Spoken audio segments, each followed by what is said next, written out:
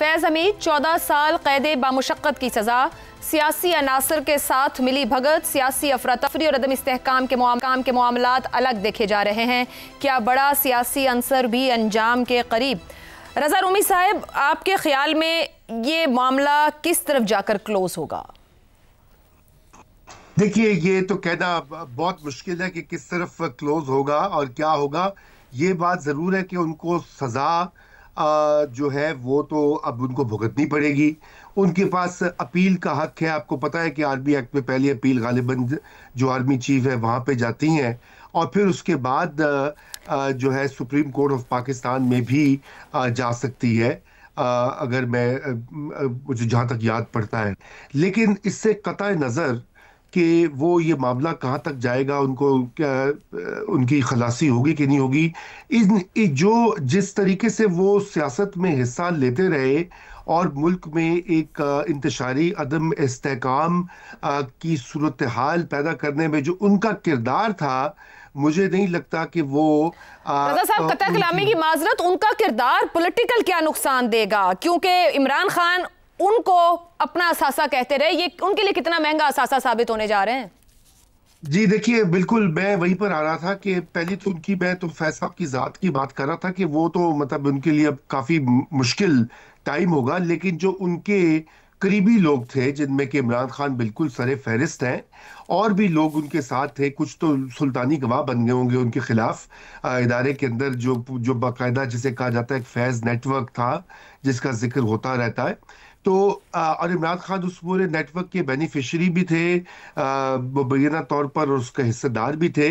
तो ये मामला बिल्कुल उस हद तक जाएगा। देखिए, जो ये पूरा मामला है मौजूदा आर्मी चीफ की तैनाती से लेकर 9 मई 2023 तक, ये जो 6 महीने या 7 महीने का पूरा अरसा है, इस दौरान में क्या क्या किया गया और क्या क्या होता रहा, उसकी भी एहतसाब यकीनन और सवाल जवाब किया जाएगा, क्योंकि वो बड़े अहम महीने हैं और पाकिस्तान की तारीख में उनकी नज़ीर कम ही मिलती है। हमने ये कहीं नहीं देखा कि एक सियासी गिरोह या सियासी जमात जो है वो आर्मी के अंदर होने वाली अपॉइंटमेंट्स के ऊपर धरने और लॉन्ग मार्चेस स्टार्ट करे और फिर जब वो हो जाए तो फिर बाकायदा तौर पर अलन ऐलान ये कहे कि इदारे के अंदर बगावत हो और चेंजेस ले आई जाए टॉप के ऊपर। ये अनप्रेसिडेंटेड वाकयात हुए हैं और जनरल फैज का उसमें कितना रोल है, ये अब यकीनन जो सेपरेट मैटर का जिक्र किया आज की प्रेस रैलीज में, वहां पे उसका तयन होगा। जी दुरुस्त हो गया। शहजाद साहब, फैज हमीद को असासा करार देने वाले इमरान खान अगली ही सांस में ये कहते रहे हैं कि तफ्तीश फौज का अंदरूनी मामला है। क्या अब इमरान खान इस बात से इनकार कर सकेंगे कि वो बरसों तक फैज सिस्टम के सबसे बड़े सियासी बेनिफिशरी रहे हैं? ऐसा कुछ चीजें मेरे ख्याल में हमें क्लियर जरूर, कम से कम मैं अपनी हद तक क्लियर करना चाहता हूँ। देखिए, DGISPR की जो पिछली ब्रीफिंग थी, शायद 5 तारीख को हुई, उसमें उन्होंने कहा कि 9 मई के से ताल्लुक रखने वाला अब कोई मामला जेर तफ्तीश या क्या कहना चाहिए कि इस वक्त अदालत में नहीं है। 9 मई के तमाम मामला खत्म हो चुके। तो ये एक बहुत अहम चीज थी, अनलेस अब कोई नई चीज। सर, ये उन्होंने कहा था जो उनके पास है, मगर वहीं उन्होंने एक गठजोड़ की भी निशानदेही की थी जो इमरान और फैज के नाम के साथ की थी उन्होंने गुफ्तगू में। हाँ, लेकिन ये है कि अभी वो कहा, उन्होंने कहा ये हमारे पास नहीं है, बाहर है। बिल्कुल। अच्छा, दूसरी बात है कोर्ट मार्शल। क्या एक गैर फौजी का कोर्ट मार्शल हो सकता है? ये वो सवाल है जो कि हमारी आईनी अदालत, ये जो बेंच था पहले, आईनी बेंच, उसके सामने इतनी देर उसके पर बहस होती रही, लेकिन उस पर कोई क्लियर फैसला नहीं आ पाया। शायद अब आईनी अदालत बनने के बाद दोबारा इस मामले को जब लेके जाया जाए तो कुछ सिचुएशंस ऐसी हैं जहां पे टेररिज्म के कॉन्टेक्स्ट में आप ये काम कर सकते थे, शायद में 21वीं और 22वीं तरमीम के तहत। लेकिन अब जो मामलात हैं उसके ऊपर भी एक क्लियर वर्डिक्ट आना लाजिम है, ताकि अगर कोई सिविलियन इसमें शामिल हो तो उसका भी कोर्ट मार्शल क्या किया जा सकता है या ना किया जा सकता, ये आईनी अदालत को फैसला करना होगा। इसके बाद ही कोई आगे का रास्ता मुतय्यन होगा। तीसरी बात, क्या फैज हमीद ने जो किया वो अपने तौर पर किया या उसको कहा जा रहा था कि ये करो? यानी ये बहुत लाजिम है कि ये यकीनन इस सजा से पहले ये सब मुतय्यन कर दिया गया होगा। और अगर ये पता लग रहा हो कि फैज हमीद ने जो किया अपने तय, अपनी जो भी बढ़ के किया, अपने फराइज से, वो अपनी मर्जी से किया, तो मुझे इसमें कोई हैरानगी नहीं होगी। यानी ये बिल्कुल मुमकिन था कि ऐसा हो सकता है, और वही चीज नजर आई। अच्छा, चौथी बात हुई कि ISI फैज हमीद का नेटवर्क, असल में फैज हमीद हो या कोई और आदमी हो, जो DGISI का नेटवर्क एक ही होता है, वो ISI होती है। उसको उसके इख्तियार को और उसकी ताकत को किस हद तक काबू में रखना है और उससे बढ़ना नहीं है अपने फराइज मनसबी से, ये असल इम्तिहान होता है उस ताकत और उस इख्तियार का जो कि किसी भी DGISI के पास होता है। सही। तो ये इम्तिहान वहां पे अगर ये फेल हुए, जो कि नजर आता है कि फेल हुए, तो उनको उसकी सजा भुगतनी पड़ रही है, क्योंकि उनको सामने इंडाइट किया गया, इसके ऊपर पर्दे जुर्म आयद कर दी। अब आ जाती हैं चीजों के ऊपर के जो आपका सवाल है इमरान खान के ऊपर। सियासी एहतजाज अगर सियासी पार्टी या सियासी शख्सियत करे तो उसमें कोई हर्ज नहीं है, ये आपके कवानीन और आइन के मुताबिक बिल्कुल जायज है। ठीक। अगर उस सियासी एहतजाज से सियासी अफरा तफरी और अदम इस्तेहकाम फैल रहा हो, जो कि सियासी एहतजाज से अमूमन हुआ करता है, लेकिन जब ये प्रोलॉन्ग हो जाए जिस तरीके से हम अभी हैं, तो उसका सियासी हल ही निकालना पड़ता है, ये नहीं हो सकता। लेकिन सबसे बड़ा जुर्म क्या है कि एक फौजी उस सियासी एहतजाज का हिस्सा बन जाए, और खासतौर पर एक ऐसा फौजी, चाहे वो रिटायर्ड ही क्यों ना हो, क्योंकि रिटायर्ड फौजी जो DGI से रिटायर होगा उसके ऊपर 5 साल का एक कैद है कि 5 साल तुम उन कवानीन कवायद और जवाबित के नीचे रहोगे जो कि फौज में तुम पे लागू थे। ठीक हो गया। 5 साल के लिए, वरना आम अफसरों के लिए, यानी चाहे किसी भी रैंक के सीनियर तरीन अफसरान हो लेकिन उन ओहदों पे ना रहे हो, उनके ऊपर 2 साल की कैद होती है, इन पे 5 साल की कैद थी। इस कैद के होने के बावजूद इन्होंने ये काम किया। अगर उसका हिस्सा बने, जिस तरीके से कहा जा रहा है कि उसकी इस वक्त तफ्तीश हो रही है या उसको डिटरमिन किया जा रहा है, तो अगर है तो फिर इनका कसूर बनता है। किसी सियासी शख्सियत का एहतजाज, सियासी एहतजाज करने में कोई, मुझे नहीं लगता कि उसके अंदर कोई बहुत बड़ा ठीक हो गया शहजाद साहब, नहीं जुर्म दुरुस्त है। एक ब्रेक लेते हैं, ब्रेक से वापस आएंगे तो इफ्तिखार साहब और ज़ैगम साहब की राय आपके सामने रखते हैं। प्रोग्राम के आखिरी हिस्से में एक बार फिर खुश आमदीद। इफ्तिखार साहब, फैज हमीद के खिलाफ जारी तहकीकात और जो अब तक की सूरत हाल, सजा सामने आ गई, 2018 के पूरे सियासी इंजीनियरिंग मॉडल को बेनकाब करके सरेआम सामने रख रही है। मुल्क के सियासी निज़ाम पर कोई असर पड़ेगा इस पूरी सूरत हाल का? नहीं। देखिए, पहली बात तो हम ये तय कर लें कि जो शहजाद साहब ने कही है और जो मैं भी कहता हूँ कि देखें, IIC के सरबराह के पास बहुत बड़ी फौज होती है। फौज मीन नंबर ऑफ पीपल बहुत होते हैं। अब देखिए, क्या वो तमाम number of the people under oath ही है ना, वो सर्व कर रहे हैं पाकिस्तान की आर्मी को, अफवाज पाकिस्तान को।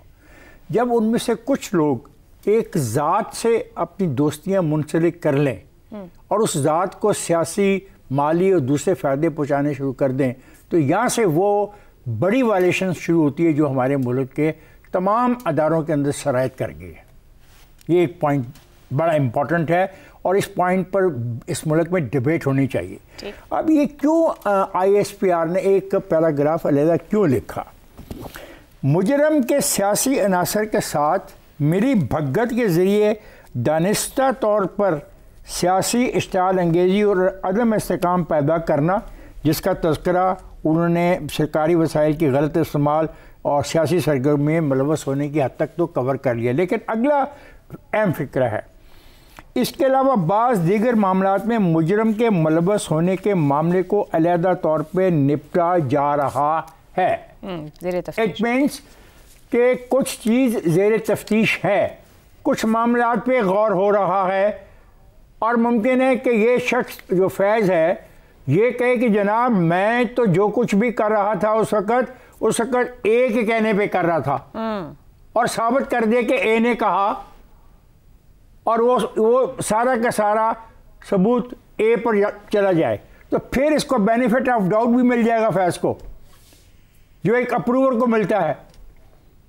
जिसकी सज़ा भी कम हो सकती है। सही। तो ये है वो अहम नुक्ता जिसका फैसला अब होना चाहिए और पता लगना चाहिए कि 9 मई के वाक़यात में who was the mastermind behind it? सही हो गया। Who decided it कि एक ऐसी फौज जो डिसिप्लिन आर्मी है, जिसके दुश्मन भी मानते हैं कि डिसिप्लिन आर्मी है, और पहली मर्तबा हमने देखा कि उस डिसिप्लिन आर्मी के अंदर एक नकब लगाने की कोशिश की।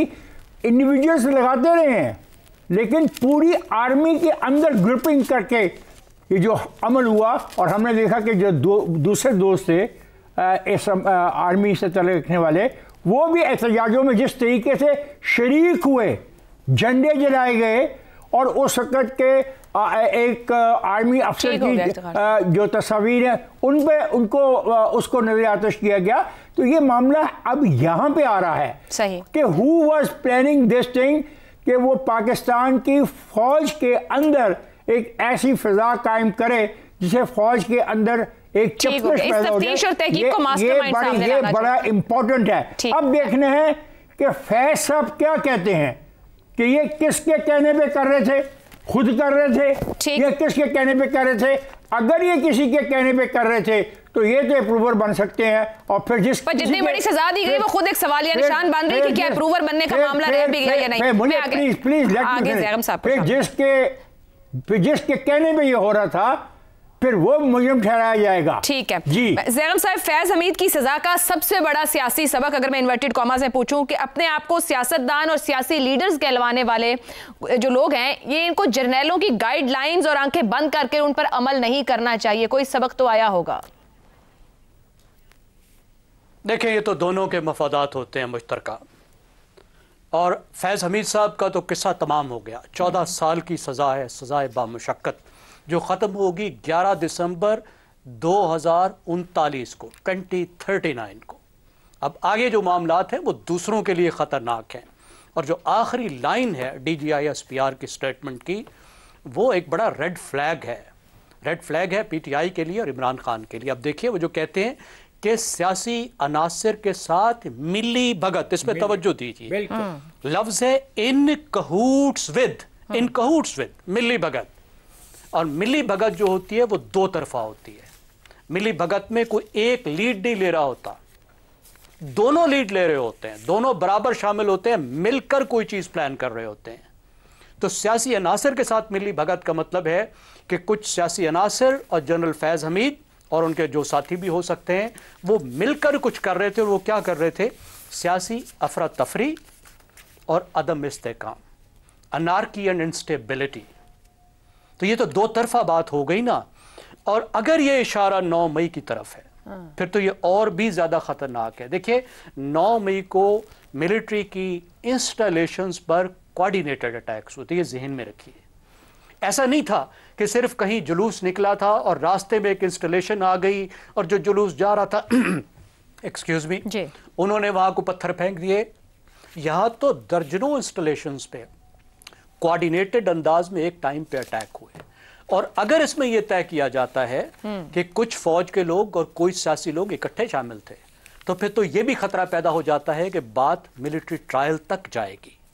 अब जहां तक पहले की बात है, देखिए, जब कोई एक केस की तफ्तीश होती है, अंडर ट्रायल होता है, तो उसके अंदर से नए केसेस इमर्ज कर सकते हैं। बिल्कुल सही। जिसको अलग तरीके से ट्रायल किया जा सकता है। तो अब ये आगे पता चलेगा कि क्या ये मामला जाता है मिलिट्री कोर्ट में या सिविलियन कोर्ट में जाता है, और इसमें सियासी अनासर से क्या मुराद है और ये किधर को जाता है। लेकिन इस वक्त बहुत ज़्यादा इस बात के खतरात मौजूद हैं कि इसकी जद में इमरान खान साहब भी आ सकते हैं और PTI के कुछ और लोग भी आ सकते हैं। दुरुस्त हो गया।